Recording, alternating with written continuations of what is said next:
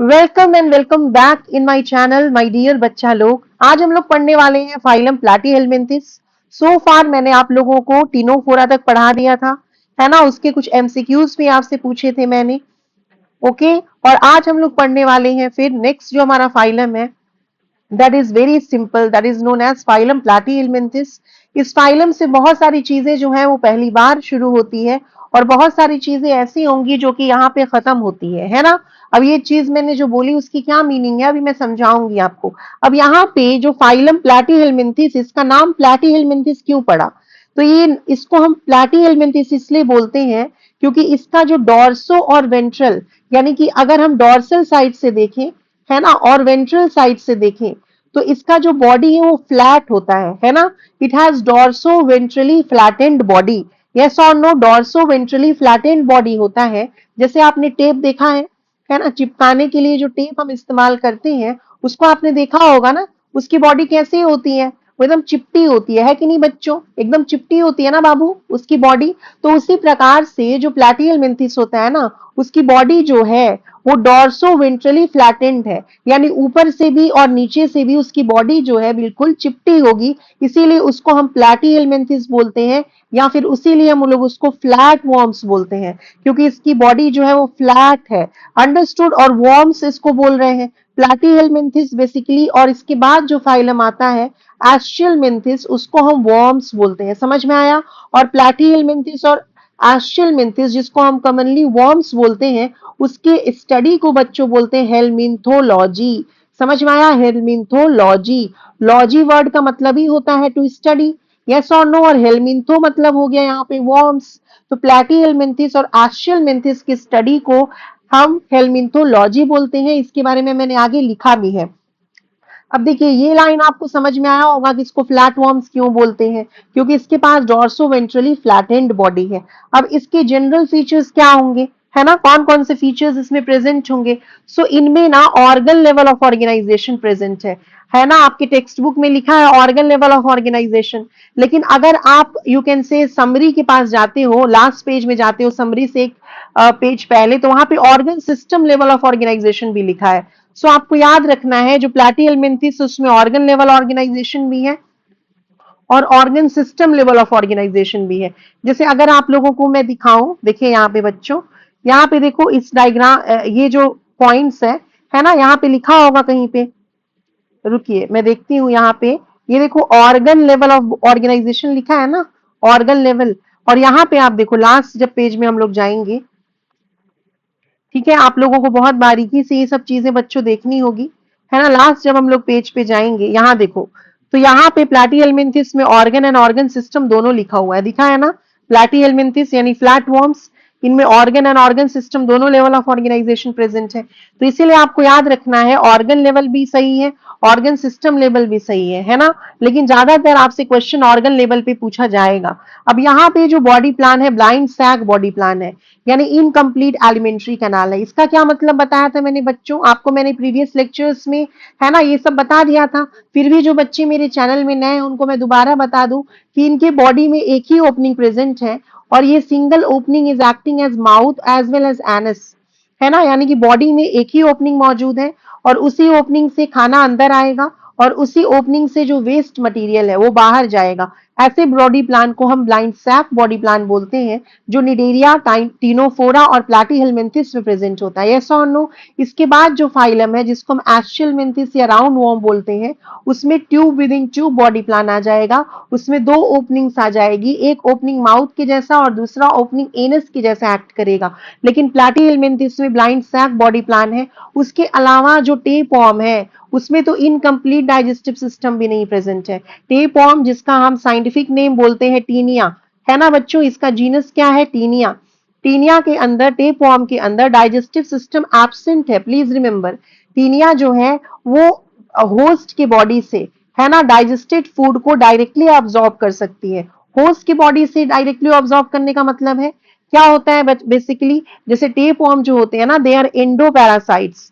Endo parasite मतलब, endo मतलब अंदर रहने वाले, और पैरासाइट मतलब वो ऑर्गेनिजम्स जो दूसरे ऑर्गेनिज्म के शरीर के अंदर रहते हैं, है ना, और उनसे खाना अपना डिराइव करते हैं। इज दिस क्लियर और नॉट बच्चों। समझ में आ रहा है? तो जो टेप वॉर्म है वो हमारे इंटेस्टाइन में रह सकता है, ह्यूमंस के इंटेस्टाइन में रह सकता है। तो जिसके शरीर के अंदर वो रहता है उसको हम कहते हैं होस्ट। जो उसको वेलकम करता है उसको हम होस्ट बोलते हैं। यस और नो? जिसको हिंदी में बोलते हैं मेजबान। यस और नो? तो यहाँ पे जो होस्ट होता है ना, होस्ट के बॉडी से जो टेप वॉर्म है वो डायरेक्टली अब्सॉर्ब कर सकता है डाइजेस्टेड फूड को, इसीलिए उसके पास डाइजेस्टिव सिस्टम जो है वो एब्सेंट होता है।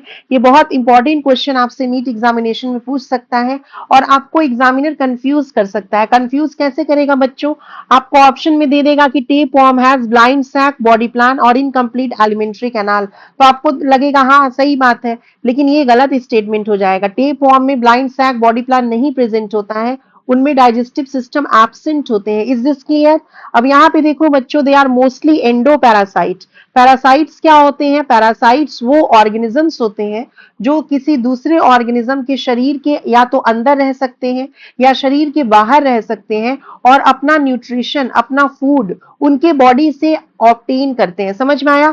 अब ये जो पैरासाइट है वो दो प्रकार के होते हैं। अगर वो शरीर के बाहर रहेंगे तो उसको हम एक्सो पैरासाइट बोलते हैं। जैसे आपके बालों पे या फिर स्कैल्प पे क्या होता है बताओ? जुआ होता है ना, जू जू होता है ना। उसके अलावा यू कैन से बेड के पास बेड बग होता है, खटमल।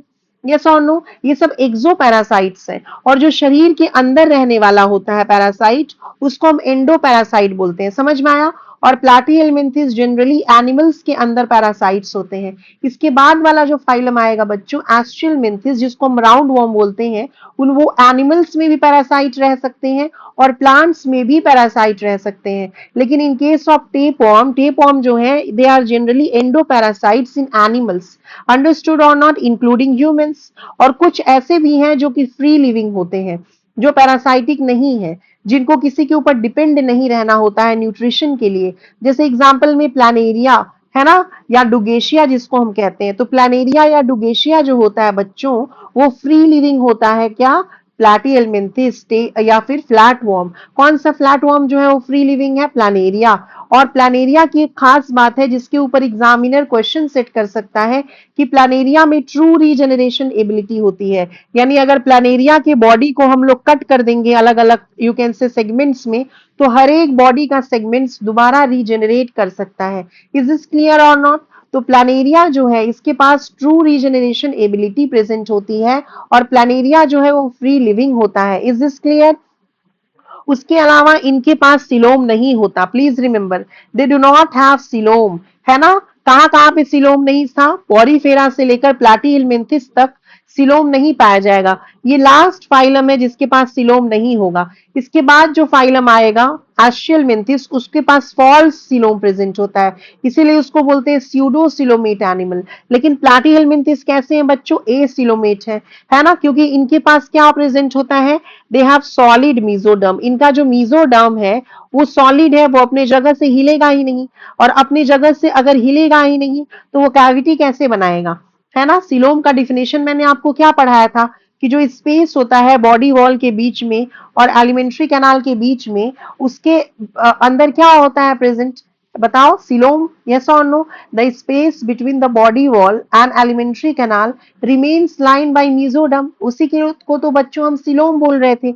लेकिन in case of you can say platyhelminthes, इनका जो मीजोडम है वो सॉलिड है, वो हिलता ही नहीं है। देखिए, the space between their outer body wall, जिसको हम एक्टोडम बोलते हैं, एंड द डाइजेस्टिव ट्रैक्ट, जिसको हम एंडोडम बोलते हैं, it is derive from a loose tissue. है ना? वो किससे डिराइव होता है? लूज टिश्यू से।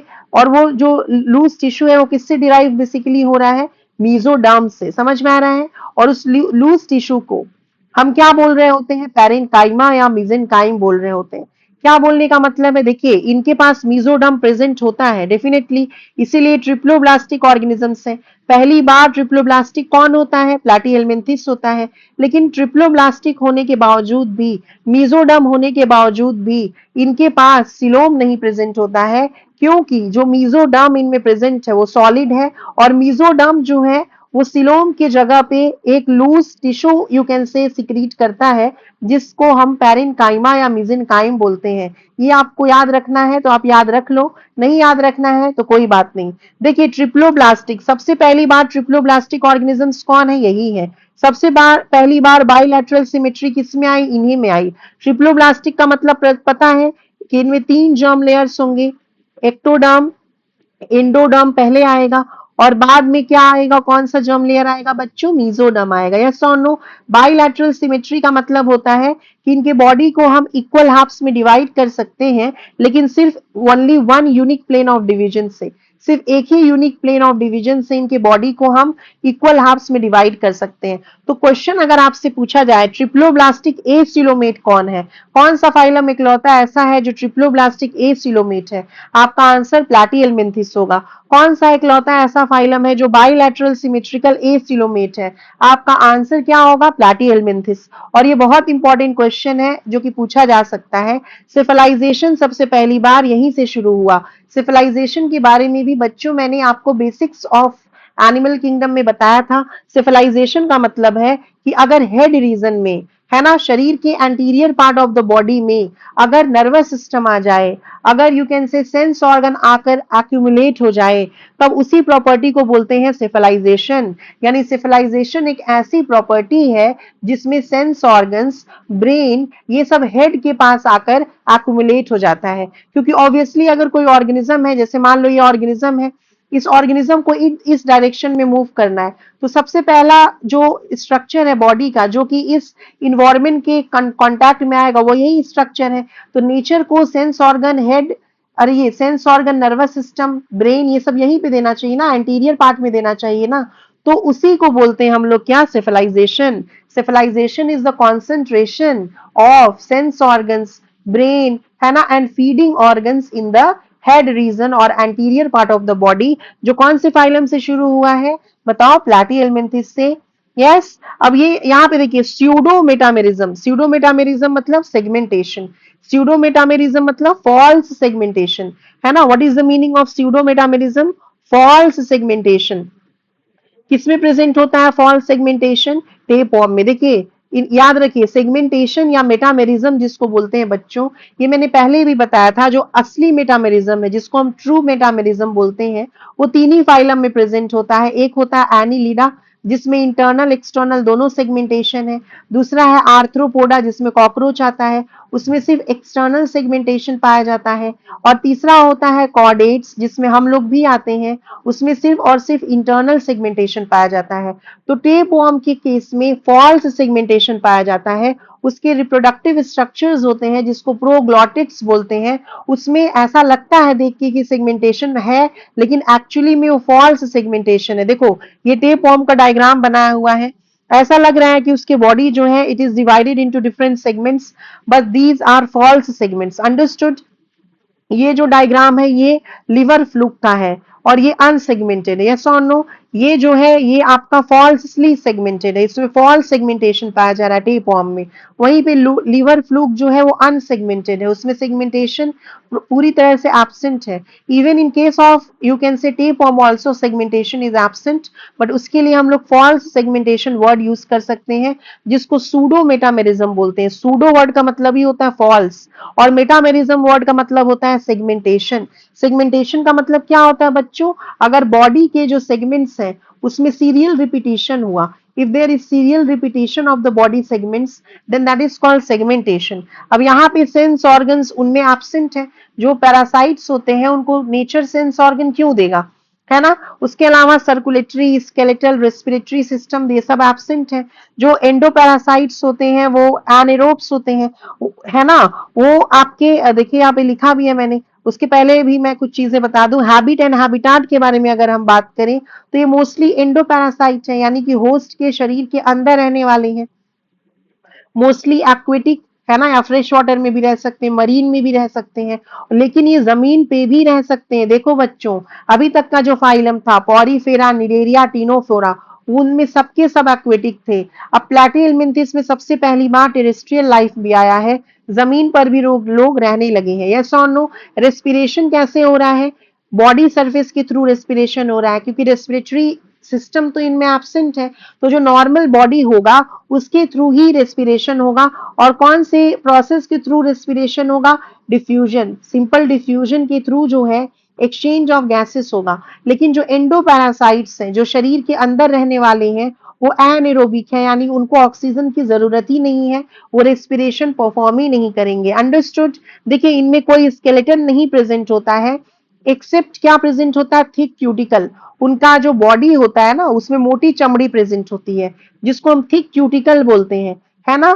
कि वो ढीठ होते हैं, वो लोग ढीठ होते हैं, ऐसे याद रखो, ताकि वो होस्ट के शरीर में रह रहे हैं। देखो बच्चों, वो होस्ट के शरीर के अंदर रह रहे हैं, होस्ट के इंटेस्टाइन में बहुत सारे इंजाइम्स प्रोड्यूस होंगे, यस और नो?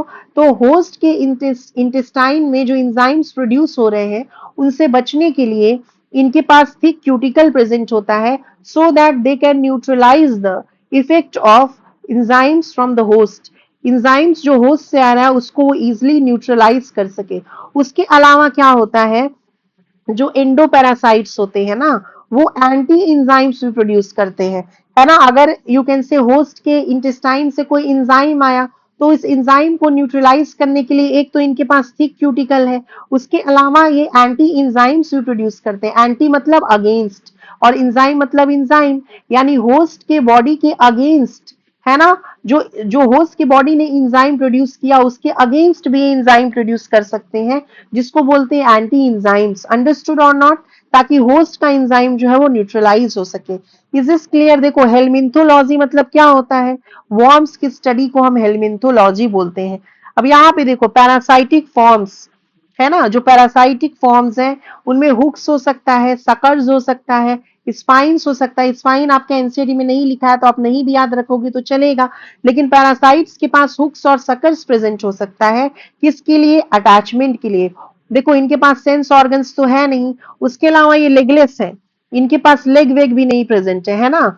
इनके पास लेग वेग भी नहीं प्रेजेंट है, सेंस ऑर्गन नहीं प्रेजेंट है। तो आखिर में ये होस्ट के शरीर के अंदर कैसे अटैच करेंगे? यस और नो? होस्ट के शरीर के अंदर अटैच करने के लिए जो टेप वॉर्म होता है उसके पास हुक्स भी प्रेजेंट है, उसके पास सकर्स भी प्रेजेंट है। वहीं पे जो लिवर फ्लूक है उसके पास सकर्स प्रेजेंट होता है, हुक्स नहीं प्रेजेंट होता है। जैसे इस डायग्राम में देखिए ये सकर है, किसका? यू कैन से लिवर फ्लूक का, है ना? ये लिवर फ्लूक का सकर है, जिसकी मदद से वो क्या कर सकता है? होस्ट की बॉडी के साथ अटैच हो सकता है, यस और नो? तो टीनिया सोलियम या फिर टीनिया जिसको हम टेप वॉर्म बोलते हैं, उसके पास हुक और सकर दोनों होगा। वहीं पे लिवर फ्लूक के पास सिर्फ सकर्स प्रेजेंट होंगे। रीजन और या फिर उसका काम क्या होगा? अटैचमेंट या एडहेशन, किसके साथ? होस्ट के बॉडी के साथ। देखिए एक्सक्रीशन और ऑस्मो रेगुलेशन के लिए यहाँ पे एक स्पेशल सेल प्रेजेंट है ना? ऑस्मो रेगुलेशन का मतलब क्या होता है बच्चों? सॉल्ट वाटर का बैलेंस मेंटेन करना। उसके पास स्पेशल सेल है जिसको फ्लेम सेल्स या प्रोटोनेफ्रीडिया या सोलेनोसाइट्स बोल रहे हैं। समझ में आया कि नहीं?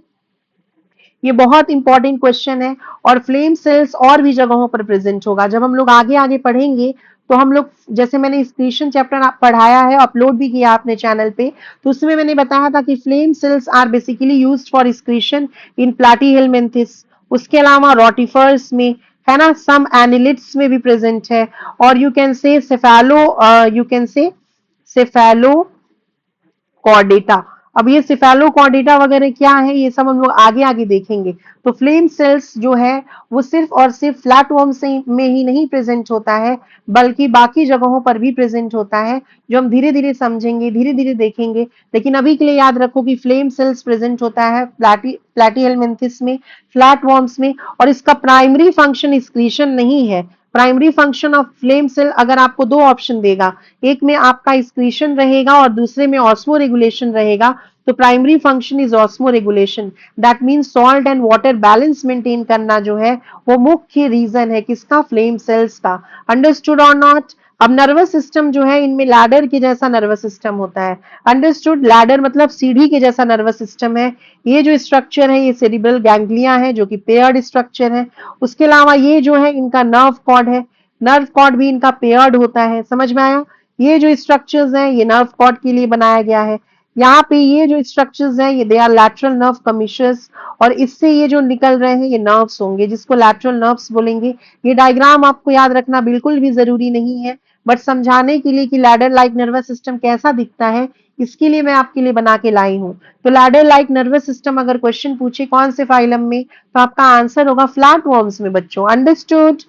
अब रिप्रोडक्शन की अगर हम बात करें तो सेक्सुअल भी हो सकता है, यानी गैमीट्स फॉर्मेशन होगा, और असेक्सुअल भी हो सकता है ना, यानी गैमीट्स नहीं भी बन सकता है। जैसे प्लानेरिया में बेसिकली बाइंड्री फिशन होता है। कैसा बाइंड्री फिशन होता है?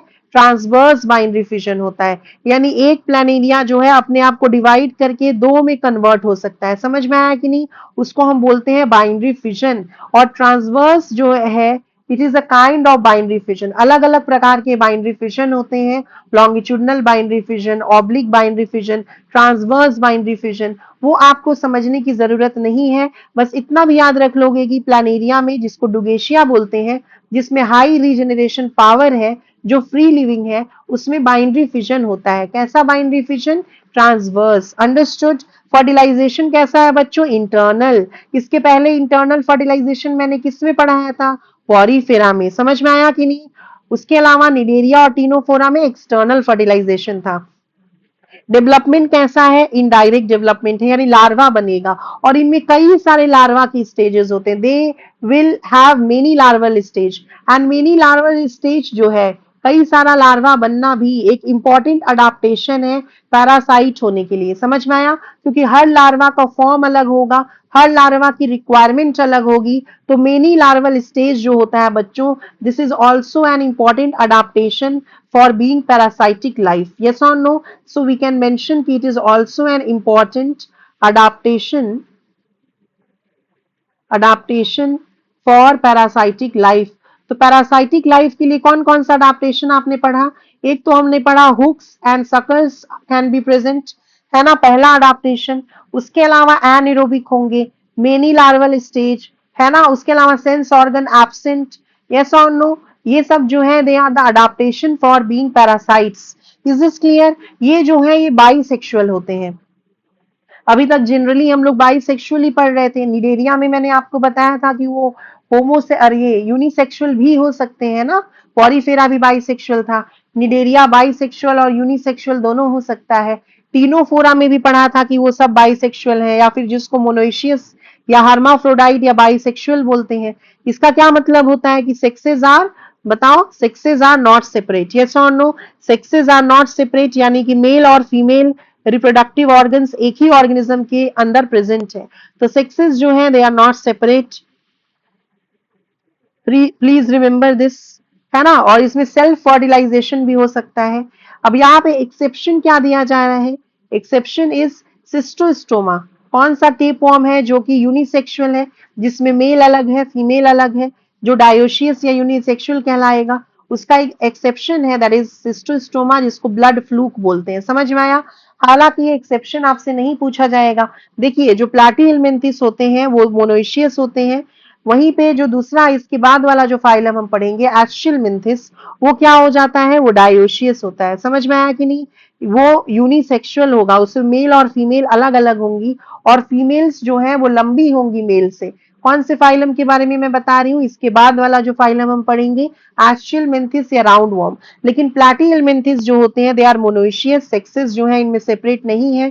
मोनोइशियस कंडीशन को हर्माफ्रोडाइट या बाइसेक्सुअल बोलते हैं। उसमें एक अपवाद है, एक एक्सेप्शन है, सिस्टोस्टोमा बच्चों, जिसको ब्लड फ्लूक बोलते हैं। But exceptions do not make the rule. Yes और नो? बट अगर क्वेश्चन ऐसे आता है कि ऑल फ्लैटवर्म्स आर मोनोइशियस, तो वो स्टेटमेंट फॉल्स हो जाएगा, क्योंकि सिस्टोस्टोमा जो है वो यूनिसेक्सुअल है। अंडरस्टूड? डायोशियस है। अब एग्जांपल्स में देखते हैं, एक तरफ साइंटिफिक और दूसरी तरफ कॉमन नेम। टीनिया सोलियम जो है ना, टीनिया मतलब टेपवर्म को टीनिया बोलते हैं।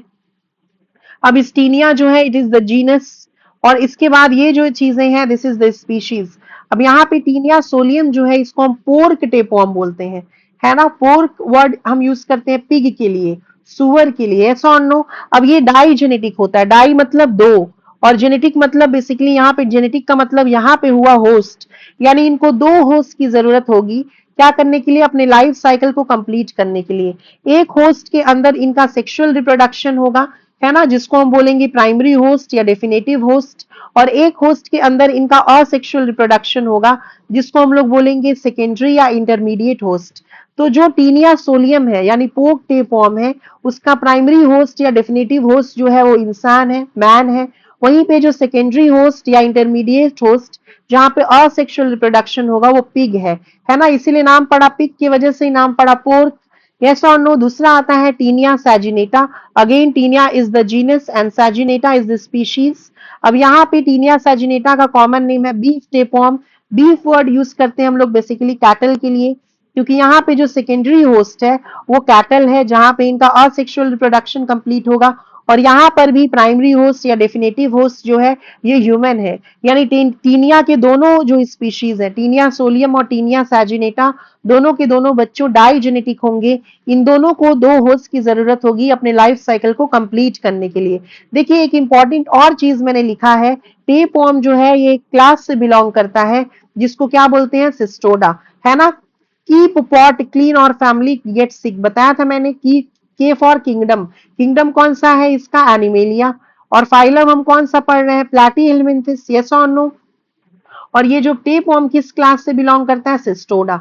Is this clear, Cestoda is not that important, okay, but फिर भी मैंने लिख दिया है। इसके बाद ये देखो फैसियोला, जिसको हम लिवर फ्लूक बोलते हैं, इसका स्पीशीज आपको याद रखना उतना जरूरी नहीं है। Fasciola is the genus, hepatica is the species. Hepatica word का मतलब ही होता है लिवर, हेपैटिक वर्ड हम लिवर के लिए यूज करते हैं, तो इसको हम लिवर फ्लूक बोलते हैं। समझ में आया कि नहीं, लिवर फ्लूक मतलब फैसियोला हेपैटिका। इसका जो क्लास है ये है ट्रिमेटोडा या ट्रिमेटोड। ये आपको याद रखना जरूरी है, क्यों, क्योंकि इकोलॉजी जब आप पढ़ोगे क्लास 12 में बच्चों, जब आप जाओगे और वहां पे जब इकोलॉजी आप पढ़ोगे तो वहां पे लिवर फ्लूक का क्लास लिखा हुआ है ट्रिमेटोडा, इसीलिए आपको ये याद रखना जरूरी है, इसीलिए मैं ये चीज लिख के लाई हूं। तो मैं ट्रिमेटोडा का लिख रही थी, इसीलिए मैंने सोचा चलो टेपवर्म का भी आपको बता दिया जाए।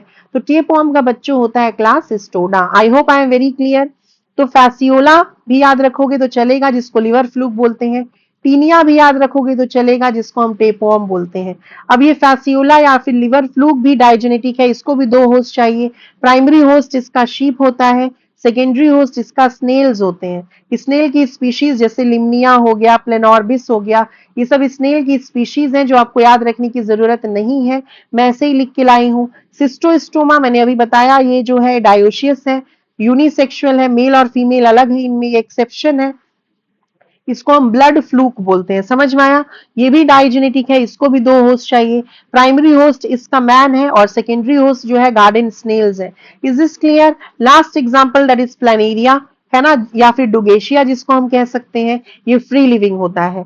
यस और no, I hope I am very clear till now. अब यहाँ पे देखो हम लोग एनसीईआरटी रीड कर लेते हैं। देखो बाबू, फाइलम प्लैटीहेल्मिन्थिस, ठीक है बच्चों, दे have dorso ventrally flattened body, यानी ऊपर और नीचे की साइड से इसका जो शरीर है वो चिपका है, और इसीलिए इसको हम फ्लैटवर्म्स बोलते हैं, हेंस आर कॉल्ड फ्लैटवर्म्स। जो असर्शन रीजन का क्वेश्चन बन सकता है, असर्शन में दे सकता है प्लैटीहेल्मिन्थिस आर कॉल्ड फ्लैटवर्म्स, और रीजन में दे सकता है they have dorso ventrally flattened body. आप बोलोगे both assertion and reason are correct, and reason is the correct explanation of assertion. समझ में आ गया।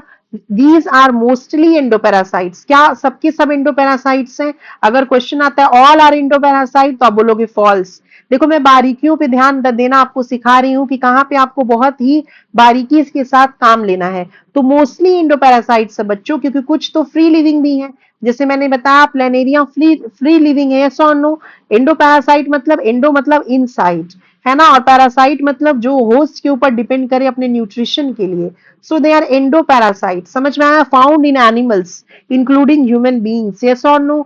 और ये एनिमल्स में एंडोपैरासाइट्स होते हैं। इसके बाद वाला जो फाइलम है एस्चिलमिन्थिस, जिसको हम राउंड वर्म्स बोलते हैं, वो एनिमल्स और प्लांट्स दोनों में पैरासाइट के जैसा काम कर सकते हैं।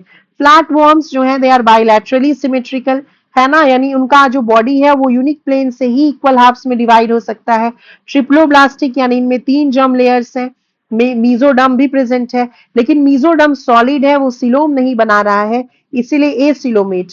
तो ये बहुत बहुत इंपॉर्टेंट बात है, समझ में आया। क्वेश्चन बच्चों आएगा, जैसे मान लो दे दिया कि रमेश जो है वो रोड पे वॉक कर रहा है और रमेश को एक ऑर्गेनिज्म मिला, वो ऑर्गेनिज्म को लैब में उठा कर ले आया और उसके बाद से प्रॉपर डाइसेक्शन करके प्रॉपर एनालिसिस करके उसको पता चला कि वो ऑर्गेनिज्म ट्रिप्लोब्लास्टिक एसिलोमेट था, या फिर बाइलैटरली सिमेट्रिकल एसिलोमेट था, या फिर बाइलैटरली सिमेट्रिकल ट्रिप्लोब्लास्टिक एसिलोमेट था, तो बताइए वो ऑर्गेनिज्म कौन हो सकता है? तो या तो फाइलम का नाम देगा तो आपको चुनना होगा प्लैटीहेलमिंथिस, या फिर एग्जांपल्स देगा तो आप टेपवर्म या फिर लिवर फ्लूक, इस तरह के ऑप्शंस चुनोगे। समझ में आ रहा है कि नहीं मेरे प्यारे बच्चों? है ना? फ्लैट वर्म्स, ये बता दिया, hooks and suckers are present in parasitic form, जैसे टेपवर्म में हुक और सकर दोनों प्रेजेंट होता है, वहीं पे लिवर फ्लूक में सिर्फ सकर्स प्रेजेंट होता है। सम ऑफ देम, यहाँ पे सम ऑफ देम में टेपवर्म की बात हो रही है बच्चों, please remember, some of them absorb nutrients from the host directly through their body surface, इसीलिए टेपवर्म में डाइजेस्टिव सिस्टम जो है वो एब्सेंट है, it has no digestive system. Understood? Specialised cells called flame cells help in osmoregulation and excretion. Yes or no? Flame cells जिसको हम solenocytes भी बोलते हैं या प्रोटोनेफ्रीडिया भी बोलते हैं, उसका प्राइमरी फंक्शन है osmoregulation, that mean salt and water balance, और वो एक्सक्रीशन में भी रोल प्ले करता है, that is you can say elimination of the waste. Yes, sexes are not separate, that means they are bisexual, monoecious या hermaphrodite, fertilization internal है, बता ही दिया मैंने, और development is through many larval stage, कई सारे लार्वल स्टेज से you can say development होना भी एक प्रकार का पैरासाइटिक अडाप्टेशन है। सम मेंबर्स लाइक प्लानेरिया जो फ्री लिविंग है, it possesses high regeneration capacity, बता दिया। टीनिया जो जीनस है जिसको टेपवर्म बोलते हैं, फैसियोला जो लिवर फ्लूक कहलाता है। यस और no? This is the tapeworm, this is the liver fluke. अब चलिए आप लोग एक बार स्क्रीनशॉट ले लीजिए। देखो बच्चों, मैंने आपको बहुत ही प्यार से सब चीज बता दिया और क्या क्या क्वेश्चन पूछा जा सकता है वो भी बता दिया, तो इसका आप एक बार आप लोग स्क्रीनशॉट ले लो तो बच्चों, है ना? और अगर आपको मेरा ये यू कैन से लेक्चर्स पसंद आ रहे हैं तो प्लीज मेरे चैनल को आप लोग लाइक करिए, शेयर करिए, सब्सक्राइब करिए और कमेंट बॉक्स में लिख के मुझे जरूर बताइए, सो दैट मुझे मोटिवेशन मिले और मैं आपके लिए और भी वीडियोस जो है अपलोड करूं। मेरा यही टारगेट है कि पूरी बायोलॉजी फ्री ऑफ कॉस्ट में यूट्यूब के जरिए ही आपको सिखा सकूं। समझ में आ रहा है? तो इसमें मुझे आपकी भी हेल्प चाहिए। आप कमेंट सेक्शन में मुझे लिख के बताइए कि आपको मेरी जो चीजें हैं, जो नॉलेज मैं दे रही हूँ, वो समझ में आ रहा है कि नहीं। तो आई होप आप स्क्रीनशॉट ले रहे होगे पॉज करके, है ना? स्क्रीन को पॉज करके take the screenshots. Yes, bladder like nervous system, platyhelminthes. सबसे पहली बार यू कैन से ट्रिप्लोब्लास्टिक कौन हुआ? प्लाटीहेलमिन्थिस। सबसे पहली बार बाइलैटरल सिमेट्री, प्लाटीहेलमिन्थिस। सबसे लास्ट में एसिलोम किस में आया? प्लाटीहेलमिन्थिस। Is this clear? ये सब आपको याद रखना है। Digestive system is absent in tapeworm. Blind sac body plan, तो आप बोलोगे प्लाटीहेलमिन्थिस भी है, निडेरिया भी है, टीनोफोरा भी है। यस और no? Cell aggregate body plan, Porifera, ये सब बता दिया है मैंने बच्चों पहले, है ना? ट्रिमेटोडा क्लास से कौन बिलोंग करता है? आप बोलोगे liver fluke. Is this clear? Trematoda अभी नहीं इंपॉर्टेंट है बच्चों, लेकिन आपको इकोलॉजी में ये पूछा जाता है, समझ में आया? इसीलिए मैंने लिखवाया है ना? इकोलॉजी में आपसे पूछा जाएगा ये चीज। तो चलो अब हम लोग नेक्स्ट क्लास में मिलते हैं। फाइलम एस्ट्रलमिन्थिस में उसमें बताऊंगी। Thank you so much students for watching, stay tuned.